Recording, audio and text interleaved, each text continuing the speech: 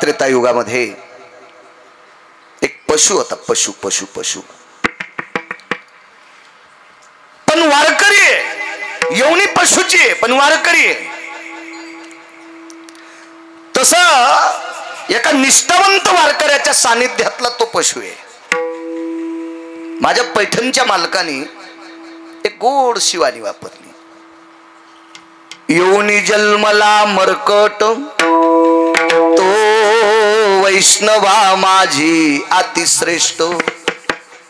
हनुमंत म्हणावया कनिष्ठ ऐसा पापिष्ट कोण आहे. मारुतीराय वैष्णवामध्ये अतिश्रेष्ठ.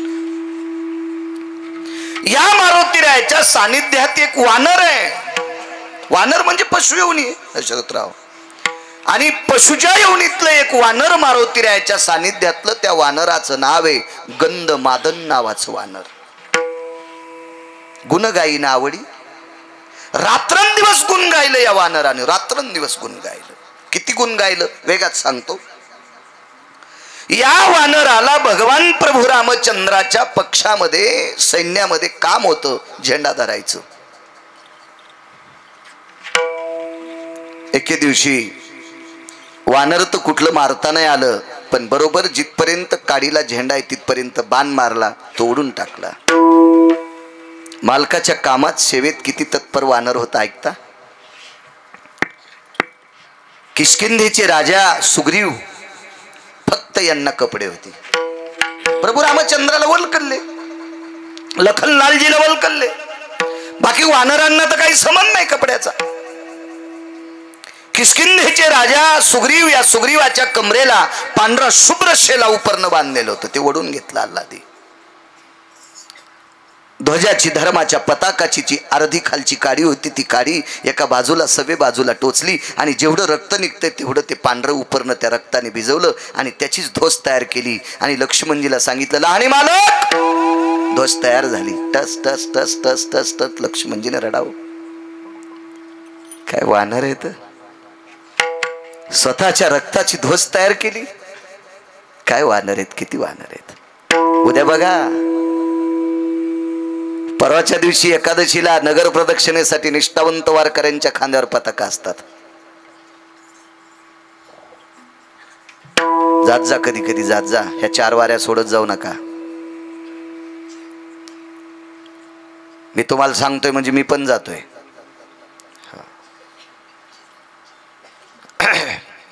ती पताका तयार केली.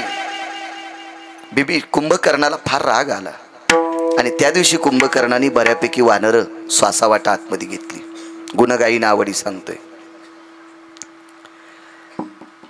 बऱ्यापैकी वानराला कुंभकर्णाच्या कानातनं गंधमादनाने बाहेर काढलं आणि ते शेवटी पाठीमागे राहिलं. चांगली शक्यतो मागच राहत असतात.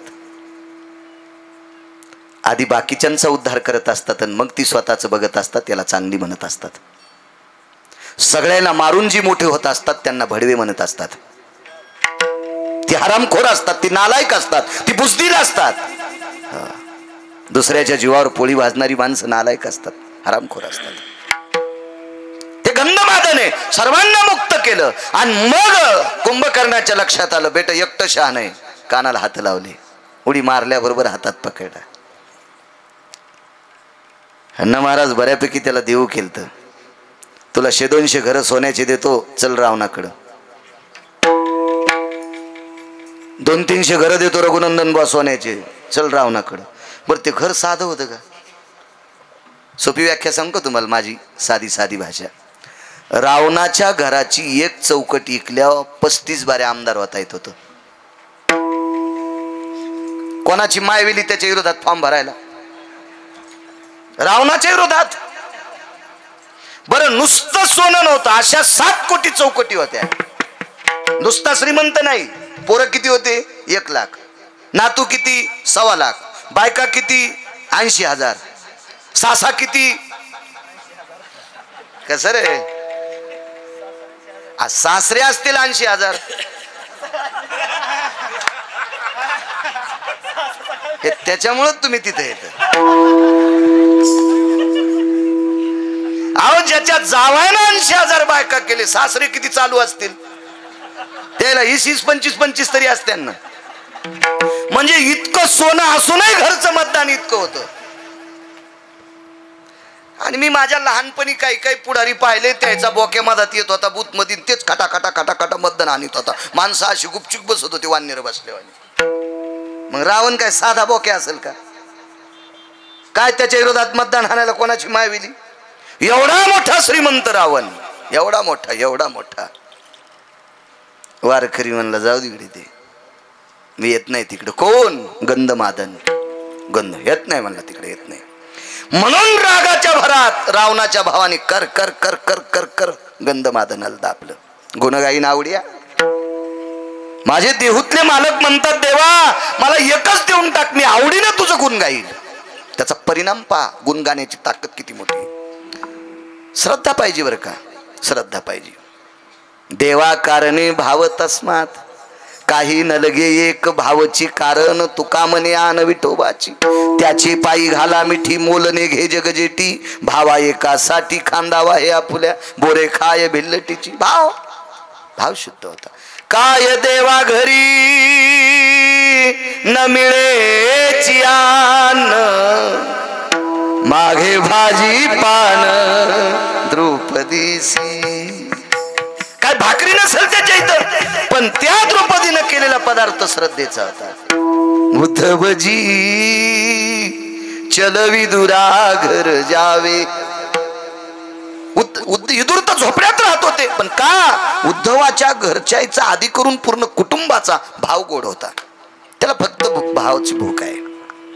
देव भावाचा भुकेला श्रद्धा आहे. आवडीनं श्रद्धेनं भजन केलं की त्याला आवडतंय. दावला कर कर कर कर कर कर कर कर. प्रभू रामचंद्राच्या पक्षात हरा मासाचा गोळा फेकून दिला. हात भरलेला होता त्याचा. दुपारचा मध्य होता युद्धाचा. दुपारच्या वेळेला थोडी सुट्टी होती युद्धात. अशा मध्यामध्ये हाताचं रक्त वाळलंय, पण कुंभकर्णाचा हात मोठा आहे अण्णा महाराज. त्याच्या या हाताच्या बोटाच्या खोबणीत रघुनंदनजी जे रक्त गेलतं का ते वल्ल होतं. आणि जोपर्यंत गंधमादनाचं रक्त वल्लय तोपर्यंत राम राम म्हणत होतो. काय बरोबरी करू शकतो आपण त्याची? जोपर्यंत रक्त वल्लय तोपर्यंत राम राम राम म्हणायचं. कुंभकर्णाने जिकडे हात केला तिकडे गेला की ते असं राम रामच म्हणायचं. अंगावर जेवढे थेंब पडे तितके राम राम म्हणायचे. कुंभकर्णाच्या अंतकरणात सात्विकता होती. दुपारच्या मध्यात पळत गेला गरजे बुवा आणि रावणाच्या कानाला हात लावला. दादा, हे दादा, बेस कमी करा. हे दादा, ऐक रे ऐक. तलवारच घेतली. बेटा हातात तोडतो तुझा. कुंभकर्ण रावणाला म्हणला दादा तू मोठास. हात काय तोडी तू? डोकं तोड. कर कायमचा मुक्त मला. अरे तुला राग यावा याच्याकरता विरोधकाचं नाव ऐकत नाही मी. नाव याच्याकरता रामाचं ऐकतोय की हे नाव मेलेलं वानर घेतय. त्या वानराला मी मारलंय दादा. त्या वानराला दाबून मारलं रे दादा. त्या वानराचं रक्त हाताच्या बोटाच्या खोबण्यात अडकलं रे दादा. हे रक्त ओलय तोपर्यंत राम राम म्हणतय. मग काय ऐकतो मला? ऐक दादा, याच्याकरता ऐकतोय. रामाच्या पक्षातली माणसं मेल्यावर पण राम राम म्हणतात. इतकी पवित्र निष्ठावंत माणसं त्याच्या पक्षात आहेत. मी एकच तुला म्हणेल दादा, इतकी इमानदार माणसं जर त्याच्या पक्षात असतील तर त्याची बायको देऊन टाक रे दादा. देऊन टाक रे. एकटीमुळे सगळे मरायलेत रे. देऊन टाक. नाही केलं रावणानं. बघा पुढे हात वाळल्या गेला. भजन बंद झालं. गंधमादन ज्या दिवशी जातात त्या दिवशी वानराच्या पक्षातल्या एकाही वानराने झाडाचा पाला खाल्ला नाही. इतकं प्रेम एकमेकावर होतं. इतकं प्रेम, इतकं प्रेम. रात्रीचा प्रसंग आहे. मारुतीरायाचा नियम होता. रात्री 2-3 चक्रा पूर्ण वानरांच्या भोवताल मारुतीराय रात्री अशी फेरी मारायचे होते. काही वानरांना रात्रीच्या ड्युट्या सुद्धा असायच्या, जाग राहायच्या, तरी पण स्वयं मारुतीराय स्वतः फिरायचे सैन्याच्या भोवताल रात्री सैन्य झोपलेलं असताना. कारण राक्षस हरामखोरपणा करायचे ना, ते नालायक होते राक्षस, त्यांना कुठं ज्ञान असते का. मारुतीराय सैन्याच्या भोवताल अशी रात्रीच्या वेळेला फेरी मारत असताना, टेहणी करत असताना अलगत हाडा मासाचा गोळा उडाला आणि मारुतीरायच्या पायावर पडला. दशरथजी पायावर पडला. मारुतीरायने पाहिलं आपल्या पायावर काय पडलं असेल. गुणगायी नावडी सांगतोय, गुणगायी नावडी.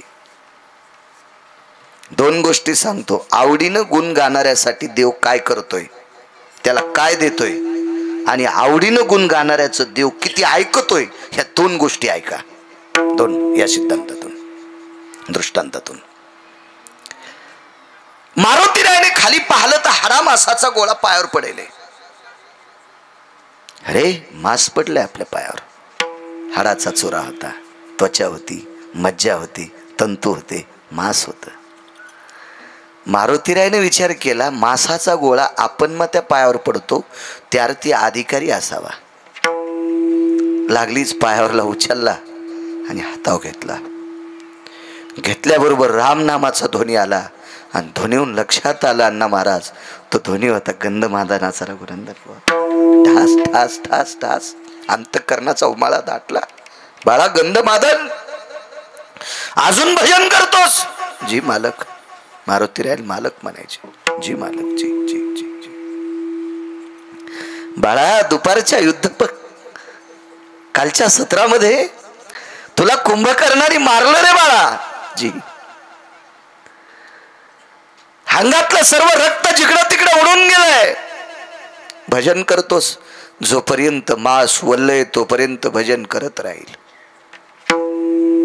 हृदयाशी लावला गोळा. काय वानराच्या कुळात जन्मालास रे? काय वानराचं कुळ पवित्र केलंस तू गंधमादना. गंधमादनानं सांगितलं, मारुतीराय नाही, तुमच्या संगतीमुळं बा तुझी येणे संगती उद्धरिल्या शिवानर पंगती. मारुतीराय तुमच्या संगतीत आल्यामुळं आमचा उद्धार आहे. काय इच्छा आहे गंधमादन? काही नाही. जाता जाता एकदा पंढरपुरातल्या मालकाची भेट घ्यायची. पंढरपुरातले मालक म्हणजे प्रभू रामचंद्र. एकदा शेवटची भेट घ्यायची. मारुतीराय बुद्धिमतान वरिष्ठम. विचार केला, हाडा मासाचा गोळा प्रभू रामचंद्राकडे कसा द्यावा. वेळ रात्रीची, थकलेले युद्ध करून.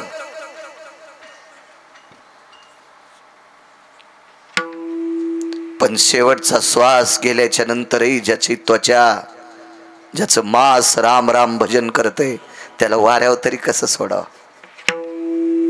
म्हणून रात्रीच्या वेळेला प्रभू रामचंद्राचं पाल, राहुटी, शिबीर जिथं लावलं होतं का पाल, त्या पालाच्या बाजूला मारुतीराय उभेत. त्या हातातल्या हाडामासाच्या गोळ्याचा रामनामाचा ध्वनी पंढरपुरातल्या मालकाच्या कानावर, प्रभू रामचंद्राच्या कानावर, मालकांच्या कानावर पोचला आणि उठले. कोण? मारुती. काय हनुमान? काही नाही प्रभू. एवढ्या रात्री? जी मालक. यात मध्ये हात प्रवेश केला. मशाल होती लावलेली. ही अवस्था कोणी केली ती माहिती आहे? किष्किंधेचा राजा सुग्रीव. त्यानं नियोजन केलेलं होतं सगळं. त्या मशालीच्या प्रकाशात मारुतीरायाच्या हातामध्ये हाडा मासाचा गोळा पाहिला. माझे देहूतले मालक का म्हणतात गुणगायी नावडी. तो गोळा पाहिला. विचारलं, पवन सुता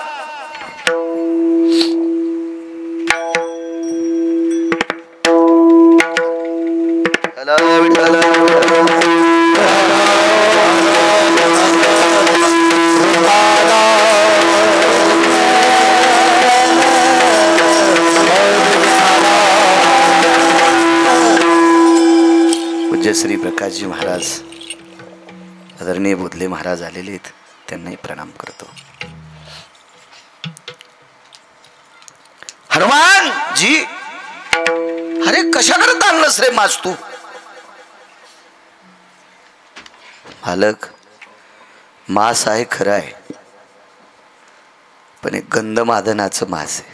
अरे दुपारी कुंभकर्णाने ज्याला मारलं तो जी दिवसभर सापडला नाही रे कोणाला, नाही सापडला. कुठे सापडला तुला? मी सैन्याची टेहळणी करत होतो, सगळी कोण झोपली कोण जाग आहे काय करतंय याच्याकरता फिरत असताना पायावर पडलाय. बघता प्रभू, मारुतीरायाच्या डोळ्यातून पाणी याला जागा शिल्लक नव्हती. बघता प्रभू बघता, मारुतीरायाची ती परिस्थिती पाहिली. विटेवरच्या मालकाने प्रभू रामचंद्रांनी पाहिली ती परिस्थिती. फोन होता, घे माझ्याकडे. बाजूला लक्ष्मणजी उभे होते. लक्ष्मण शेषाचा अवतार. थोडस लक्ष्मणजीला या वर्तनाची चूक वाटली. काय म्हणे हनुमंताला सुद्धा कळत नाही, ब्रह्मांडाच्या मालकाच्या हातात मांसाचा तुकडा द्यावा, मांसाचा गोळा द्यावा.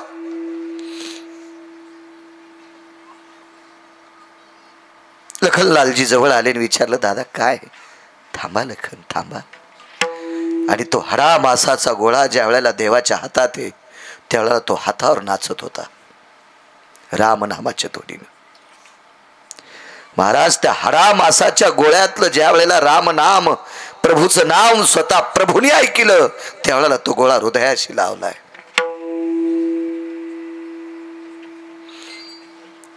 लक्ष्मणजी उगा बघत होते. पुनश्च हातावर घेतला आणि डोळ्यातल्या पाण्याने त्या गोळ्याचा अभिषेक केलाय. अभिषेक डोळ्यातल्या पाण्याने अभिषेक केला, स्नान घातलं डोळ्यातल्या पाण्याने. आणि कर्मनो गहनोगती, निष्ठावंत माणसं नशिबवान असतात. कर्मनो गहनोगती. त्या दिवशी सकाळी ब्राह्मी मुहूर्तावर एक समाधीचं मुहूर्त होतं आणि त्या दिवशी सकाळी सकाळी गंधमादनाला समाधी दिली. आणि समाधी दिल्याच्या नंतर विभीषण प्रभू रामचंद्राच्या पक्षात आलेले होते. गुणगाण्याची ताकद. राजे, प्रभू रामचंद्र रावण मरेपर्यंत विभीषणाला विभीषण म्हटलेत नाही, राजे म्हटले. वाक्य नीट पहा. राजे म्हणले. राजे राजे जी प्रभू, एक भीक मागतोय. तुम्ही ज्या वेळेला राजे आमच्या पक्षात आलात त्या दिवशी मी उदात्त अंतकरणाने सांगितलं रावण हा मला सीता देत नाही आणि सीता नेल्याशिवाय मी राहत नाही आणि रावण मरेपर्यंत सीता देत नाही म्हणून नाईलाजानं मला मारावं लागणार आहे. पण रावण मारल्याच्या नंतर उदात्त अंतकरणाने बोधले बाबा भगवान सांगतात मी विभीषणा लंका तुला देऊन टाकलेली. दिलेली वस्तू मागणे हे मूर्खपणा असतो. म्हणून मी भीक मागतोय. माझ्या या पवित्र गंधमादन वारकऱ्याची समाधी तू राजा झाल्यावर सोन्याची कर. पुराणाचा एक दिलासा अंतकरणात ठेवा. पृथ्वीवर जेवढे देश असतील एकाही देशात वारकऱ्याच्या समाधीच्या अगोदर सोन्याची समाधी कोणाची झाली नाही. आणि कोणाला माहित असेल मला सांगा, उद्यापासून पटकान उपर्ण नदीत टाकतो आणि त्याच्या चपलाचं मंदिर बांधतो. नाही झाली. नाही नाही नाही नाही. देवाची पण नाही, आधी वारकऱ्याची. पहिली वारकऱ्याची समाधी, ती बी पशुच्या कुळातला वारकरी. समाधी सोन्याची नियमावली लावून दिली. राजे झाल्या उत्सव करत जा, पुण्यतिथी करत जा. महाराज माझ्या देहूतले मालक तुकोबर आहे विटेवरच्या मालकाला विचारत होते, देवा 7व्या अवतारात आवडीनं गुण गाणाऱ्या एका वारकऱ्याची तुम्ही सोन्याची समाधी करता, याच्या पलीकडे दुसरं काय करता? मग गुणगायीनं आवडी इतक्या नाही. पुढे सोडतोय तुम्हाला पुरा, पुढे सोडतोय. बघा, आवडीनं गुण गाणाऱ्या वारकऱ्याची समाधी सोन्याची आजही आहे. बरं, वारकऱ्याची समाधी सोन्याची असून आपणही समाध्या करतो. बापाची समाधी केली शेतात, पोरग भंगिरे निघलं, जमीन इकली सतारभाईला. त्या सतारभाईनं JCB आणली आणि याच्या बापाची समाधी वड्यात दाबली. आवडीनं गुण गाणाऱ्या वारकऱ्याची ताकद पहा, आवडीनं गुण गाणाऱ्या वारकऱ्याची समाधी सोन्याची. रघुनंदन बुवा आणि मरणाऱ्याच्या ताब्यात दिली नाही ना. चंद्र सूर्य तोपर्यंत जिवंत राहणाऱ्या चिरंजीव विभीषणाच्या ताब्यात दिली. काय ते तर कब्जा करू शकते कोणी? अण्णा महाराज काय काय काय इतकी ताकद. म्हणून म्हणले गुण गाईन आवडीन, दुसरं नको. पुढे बघा, विभीषण राजा झाल्याच्या नंतर प्रभू रामचंद्र लंकेत पोचले. ते कामग नावाचं विमान होतं असं पुराणकार सांगतात. तशी 14 विमानं होती रावणाकडे. 14. रावणाकडे 127 तात्विक लोक होते. त्याच्यामध्ये तत्वकुंभ नावाचा व्यक्ती फार प्रचंड विद्वान होता. रावणाकडे फार विद्वान होता. तुम्हाला एक सांगू का, ज्यांच्या सोबत विद्वानांची संख्या आहे का ती माणसं कोणाला भेट नसते. आणि ज्याला मोठं व्हायचं का त्यांनी विद्वानांना जवळ घेतलं पाहिजे. जेवायला बसल्यावर दुरण फुटका असावा का चांगला? चांगला. फुटक्या दुरणात वरण टाकल्यावर चपाती येऊस तर दुरण गळून गेला. काय कुत्र्याहून खातूक चपाती? म्हणून जेवताना पण फुटके दुरण नसावा, तसे सोबत पण फुटके माणसं नसावा. त्या माणसाला वाजून टाकीत असते ते वाजून टाकते वाजून टाकते. क्षत्र कुठलंही असू द्या, आचरण भ्रष्ट म्हणजे फुटके, नीतिभ्रष्ट फुटके, वैचारिक पातळी खालावलेले फुटके. ही माणसं मोठ्या माणसाला सुद्धा भ्रष्ट करतात. कुसंगे नाडीला साधू, साधू सुद्धा मातीत जातोय वाईट लोकांच्या संग. दुर्योधन वाईट नव्हता बरं. दुर्योधनाला 23 हरामखोराची संगती झाली. 23 सगळे 24 होते याच्या सगट. पण हा नंतर झाला. दुर्योधन्या नंतर वाईट झाला. दुर्योधन्या त्याचा पाहुणा नाही तुमच्याकडं, मी नाही द्याल दुर्योधन म्हणित. शकुन्या, दुःशासन्या, जयद्रथ्या लात मारली होती अभिमन्यूला, हरामखोर होता. पुन्हा एकाचं नाव सांगू, इन्मक, इतका भ्रष्ट आणि बुजदिल होता. द्रौपदीच्या चोळीची काठ सुटल्याच्या नंतर ह्या हरामखोराला अगोदर दिसली होती. याचं नाव आहे इन्मक. इन्मक वाची जा महाभारत नीट. कारण त्या काळात त्रेतायुगात एकच रावण होता, ढकलं.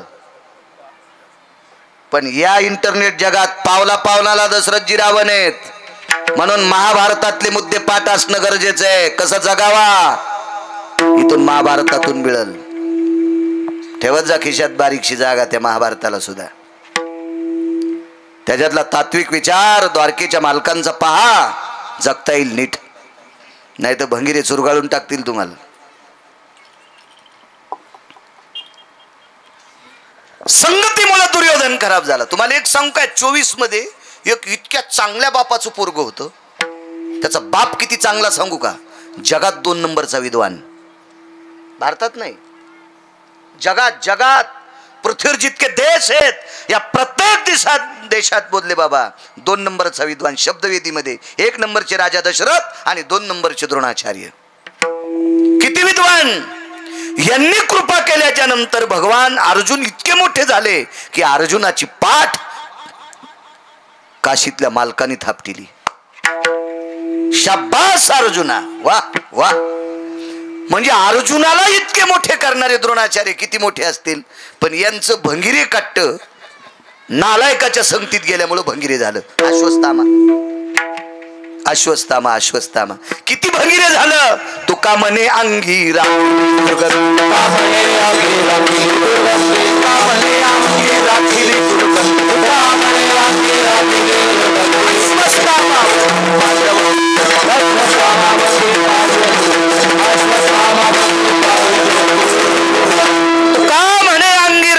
दुर्गंधी. अश्वत्थामावधी पांडव पुत्र. किती भंगीर. द्रौपदीचे झोपीत 5 लेकर कापले. किती नालायकपणा आहे. म्हणून आजही कपाळाचा मणी काढा आणि रक्त मासपू पडतंय. किती चांगल्या व्यक्तीचा मुलगा मुनी श्री द्रोणाचार्यांचा पुत्र. राजे हो, या द्रोणाचार्यांचं दर्शन घेऊन पंढरपुरातला मालक रथात बसत होता. एवढे अधिकारी, पण पोट्ट भंगिरेच्या नादी लागलं. लक्ष देत जा जरशे पोराकडे. टीव्या पाहण्यातच गरज घेत. लेकरं लहान असताना तुळशीला येडे घालण्यापेक्षा, लोकायला दाखविण्यासाठी पुस्तकं वाचण्यापेक्षा लेकराकडे जास्त लक्ष घाला. हे सर्वात मोठा परमार्थ आहे.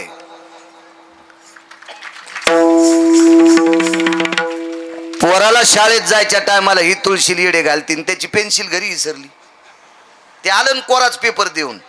मग म्हणली बाई महाराज, रडायला तर दम नाही. काय सांगायचं बाई, लेकराची पेन्सिल विसरली, तू काऊन तुळशीला येडे घालीत होती. ते शाळेत गेल्या वाचवणही शिखारी पाठ. आता ते पोरग तुझ्या अंगावर ट्रॅक्टरचं मुंडकं घालणार आहे. कर्तव्यातला परमार्थ आहे. देखाव नाही चालत आपल्या संप्रदायात. कर्तव्याला किंमत आहे. चला,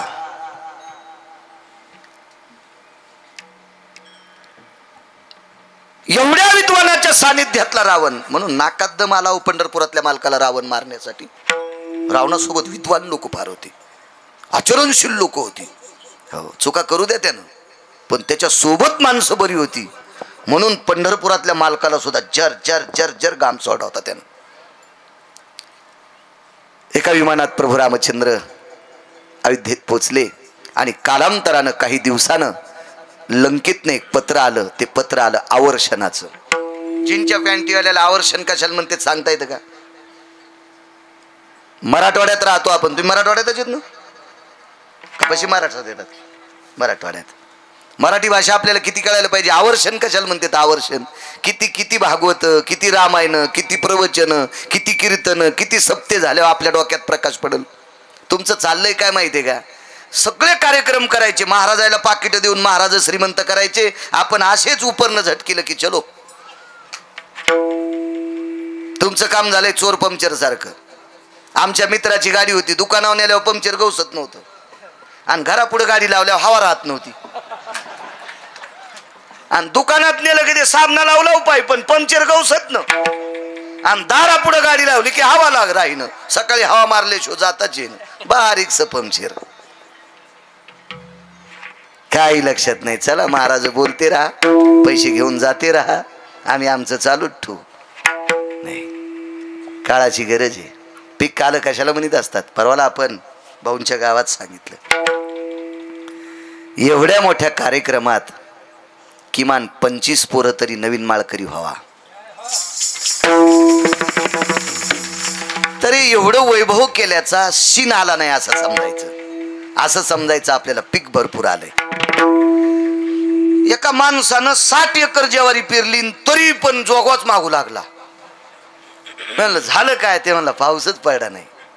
म्हणजे पीक नाही आलं का? पीक आलं नाही ना. 60 एकर ज्वारी पेरली बोलले बाबा, पण पीक नाही ना. शीन आला ना. बी मातीत गेलं, खतही मातीत गेला, आणि बेजारी मातीत गेली. पीक नाही ना आलं. पीक येणं गरजेचं आहे. मुद्दा सांगतो, एका माणसानं 4 एकर जमीन विकून बापाला पैसे लावले आणि बाप वाचला. ते आता कुठे माहितीये का? नाशिकला वॉचमनकी करते ते पोरग. मोठ्या माणसाच्या घरी वॉचमनकी करते. त्याला मी भेटलो काल त्र्यंबकच्या वारीला गेल्यावर. मी म्हणलं दादा काय? म्हणला महाराज जाऊ द्या 4 एकर जमीन, पण दादा वाचले राव. मला शिन नाही आला, पण शेवटच्या टप्प्यात डॉक्टरांनी सांगितलं वाचण्याची शक्यता कमी आहे. मग मात्र जमीनही जात होती आणि बापही जात होता. जमीन जाऊ द्या, पण बाबा वाचले, शिन नाही आला. एवढ्या मोठ्या कार्यक्रमात उद्या काल्याच्या दिवशी 25 पोरं तयार व्हा, 11 तरी तयार व्हा. घाला माळी घाला, आणि माळ घातल्याच्या नंतर ज्याचं काय नुकसान झालंय ते मला लिहून ठेवा. गिरगावचा बाळ्या भरून देईन. चांगलंय माझ्याकडे. मला असं काय असं गाफील समजू नका. बरं आहे माझा काळ, चांगलंय माझ्याकडे. असं नानाला यांना सगळ्यांना माहिती आहे, तेवढ्याच्या नानांना माहिती आहे, अण्णा महाराजाला माहिती आहे, रघुनंदन महाराजाला माहिती आहे. मी धोत्रावा असलं म्हणजे मला येड्यात काढू नका. म्हणून बऱ्यापैकी धोत्रावाल्याला येडपट समजी देत ना. कोण डॉक्टर टिकट देत नाही लोक. काय मामा एवढी मोठी 100ची नोट आणि 10 रुपये तिकीट, येड्यात काढतं. मी कंडक्टरला म्हणलं धोत्रावाल्याला येड्यात काढी जाऊ नको, धोत्रावाल्याचं नोटावर चित्र असल्याशिवाय नोट चलत नाही भारतातली. येड्यावानी काय करायला तो येडपटवानी. मोठ्यांचा आदर करी जा. तुम्ही सुद्धा टिकल्यावाल्यानो जरा लुगड्यावाल्या बायाचा आदर करी जा. यायनं एक टायमाला उपाशी राहून संपत्त्या कमील्यात म्हणून तुम्ही तुपात बुडून चपात्या खालात. तुमच्या सासऱ्यानं सासूला जमीन इकून जर गोव्याला नेलं असतं ना, तुमच्या सासऱ्यानं सासूला प्रॉपर्टी इकून जर गोव्याला नेलं असतं ना, तर तुम्हाला मुंबईला इटा उचलायला जावं लागलं असतं. म्हाताऱ्या लय खुश झाल्या हो, लय खुश झाल्या, लय खुश झाल्या. मग म्हाताऱ्याला बी एक सांगतो, तुम्हाला पोरग झाल्यामुळं दुसऱ्याची सून पोरगी तुमच्या इथं आली, तिलाही लेक म्हणून सांभाळी जा ना. तुमची सुद्धा लेक कोणाच्या घरी आहे ना. तुमच्या लेकीचं चांगलं हो असं वाटत असेल तर सुनाचा पण आदर करा. आता सुनाही खुश झाल्या. एक तरी बोललं की राग येतो नो. आणि काय घेणे आपल्याला उगत काऊन फुफुटा अंगाव घ्यायचा, फुकट यायच्या शापान जळायचा आणि बाळ्या पाठच्याला. त्याच्यामुळे नको. पुरुषांना साधं समजायचं नाही. 5ची मोटर चालू आणि दांडात फुरसन पड, ऊस कोरडा आणि एरंडच भिजले. हो फुटला दांड. हा तसं यायला साधं समजायचं नाही. तुम्ही म्हणा का येड्या वाकड्या बाया साध्या सुद्या बापा. यायच्यातल्या एका बाईनं शाप दिल्या, पंढरपुरातल्या मालकाचं एकच पोरग वाचलं, बाकी चट मेले. 56 कोटी येतो, एक वाचलं नाही. एक ते बी एक का वाचलं, एका वारकऱ्याचा प्रसाद खाल्ला म्हणून वाचलं. त्याचं नाव आहे वज्र, बाकी चट एका साध्या आहेत का. बापरे. यायच्यातल्या एका बाईनं शाप दिला तर अयोध्येतल्या मालकाचा संसार नीट झाला नाही. ह्या साध्या आहेत का. फार अधिकारी आहेत, पण आचरणात वागल्यावर तर अधिकार. हो विढाला विढाला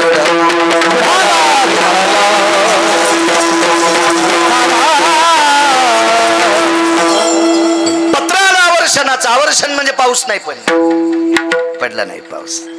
पत्र वाचिलं प्रभू रामचंद्रानी. मर्यादा पुरुषोत्तम जगदानंद कंद जगतपते अयोध्या नरेश आपल्या चरणी साष्टांग दंडवत प्रणिपात. आपला विभीषण पत्र लिहिण्यास कारण की मागच्या या 9 नक्षत्रामध्ये एक थेंब सुद्धा पावसाचा पडला नाही. खाऱ्या पाण्याच्या समुद्राचा वेढा आमच्या चारी बाजून आहे, पण आमच्याकडे पाण्याची फार अडचण आहे. पाऊसच पडला नाही. याच्याकरता जनता हैराण पाण्यासाठी. प्रभू रामचंद्रांनी पत्र घेऊन आलेल्या सेवकाला विचारलं, मागच्या 5-7 महिन्यात काही उत्सव झाला का. नाही झाला म्हणजे. लगेच लिहिलं, आदरणीय राजाधिराज लंकेश विभीषण महाराज, आपल्या नगरीमध्ये एका वारकऱ्याची समाधी आहे. त्या वारकऱ्याचं नाव आहे गंधमादन. या वारकऱ्याचा समाधी उत्सव करा, पाऊस पडल. पत्र परत आलं.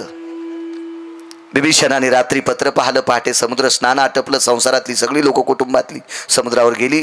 गुणगायीन आवडिया नुसती समाधी सोन्याची झाली इतकं नाही, कायमस्वरूपी एका चिरंजीव अभिषेक करतो इतकंही नाही. आवडीनं गुण गाणाऱ्याची ताकद किती मोठी. निसर्ग बदलायची ताकद आहे. या निसर्गातली पूर्ण क्रिया बदलायची ताकद ही निष्ठावंत वारकऱ्यात आहे. गुण गाणाऱ्यात ताकद येते. समाधीचा उत्सव झाला, अभिषेक झाला, पंगती झाल्या. सकाळी सकाळी पहाटे सर्व कार्यक्रम आटपला. 12-12:30 वाजता आपोआपल्या ठिकाणी निघून गेले. आणि 1:30-2 वाजता समाधीतून एक ध्वनी निघतो. ती समाधी होती गंधमादनाची, आवडीनं गुण गाणाऱ्या वारकऱ्याची.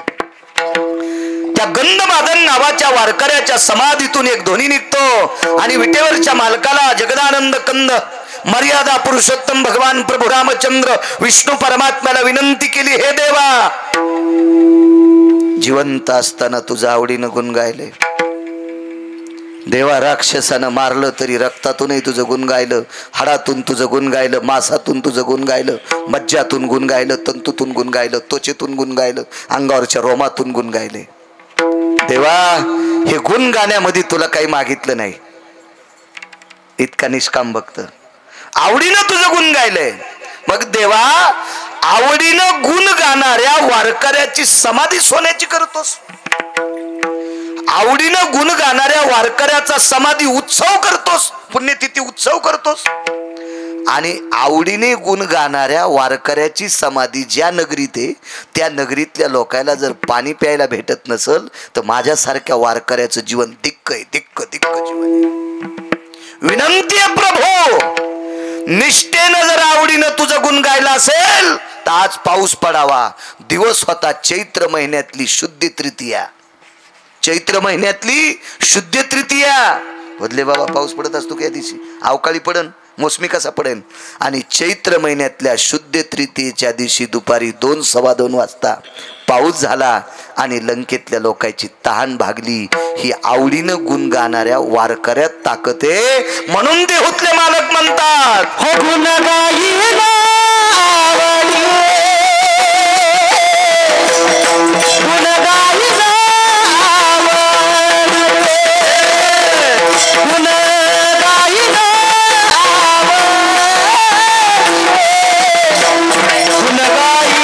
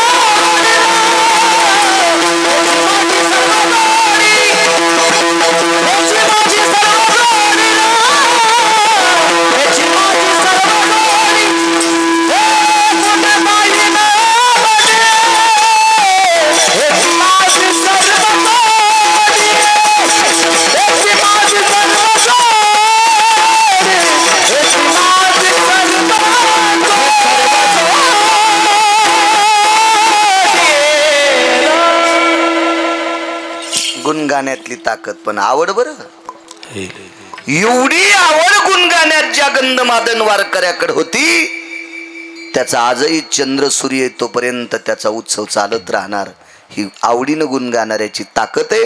म्हणून देहूतले मालक म्हणले देवा कशाला काय दे तुम्हाला, मला एकच देऊन टाक, मी फक्त तुझं आवडीनं गुण गावा. पुन्हा एक पुरावा सांगतो.